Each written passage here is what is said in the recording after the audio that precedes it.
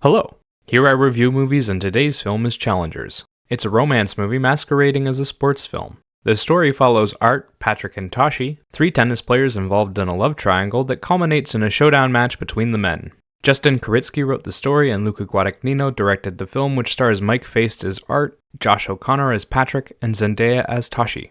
Alright, as usual we're going to go through the positives first, then address the negatives, and finally I'll end with a few thoughts and a rating. If you have something to say about me, my review, the movie, or movies in general, leave it in the comments below. To begin, Challengers doesn't have a lot going for it, but it does have some hot young actors in it and lots of sexually charged images. If you're into the 80s workout aesthetic, this movie has almost 2 hours of it for you. There's non-stop shots of the actors shirtless, working out, playing tennis, and lounging around like lingerie models. You'd be forgiven for mistaking it for an Abercrombie & Fitch commercial. Mike Faist and Josh O'Connor are also trying like hell to make the story work.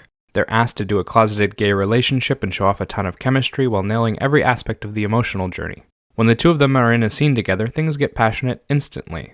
Both actors are called to show off some big emotional outbursts as well as monologue a bit, and they both manage to keep things interesting. They play polar opposites who end up fighting, and through that fight realize their attraction. The visual journey is fairly clean too. It's absolutely filled to the brim with over-sexualized content, but it's well shot for the most part. They focus on close-ups of the actors and their emotions and do a good job of making their simple locations look inviting through soft lighting and warm colors.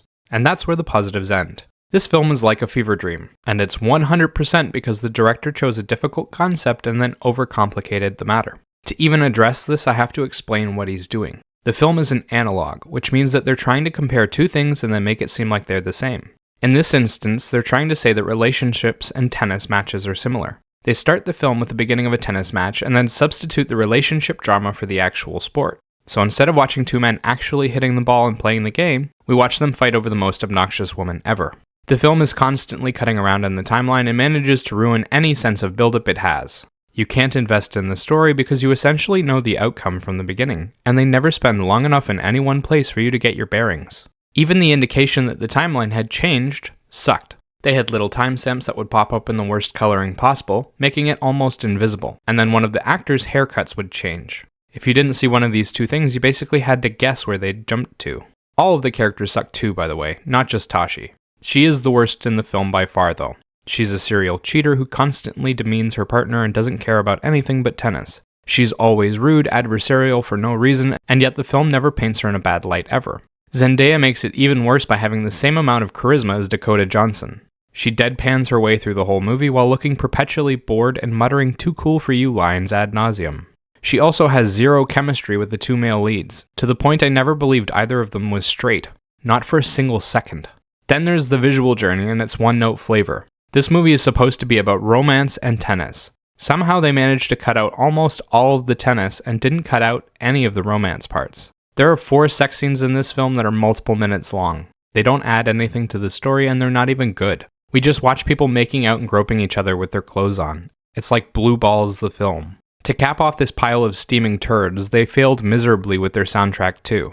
Most of the film just straight up doesn't have music in it. They rely on ambient noise and the actors' conversational skills to carry the scenes, and it feels incredibly empty. The one song they do use is a techno track that they use repeatedly to signal the start of a big rally. Instead of it making the moment feel hype and increasing the tension, it feels like someone opened the door to a rave club down the street. The music as a whole is too loud, never adds anything to the scenery, and is somehow always off. Overall, Challengers is like watching a really long workout video. It over-focuses on the sexualization of its characters and spends little to no time actually endearing them to the audience. You end up not caring about the story at all, and there aren't enough redeeming qualities to make the film worth watching. If you just want to see some shirtless men and don't have the internet, access to magazines of any kind, and you don't get the Sears catalog, you might enjoy this. As for a rating, I'd give this film a 3 out of 10.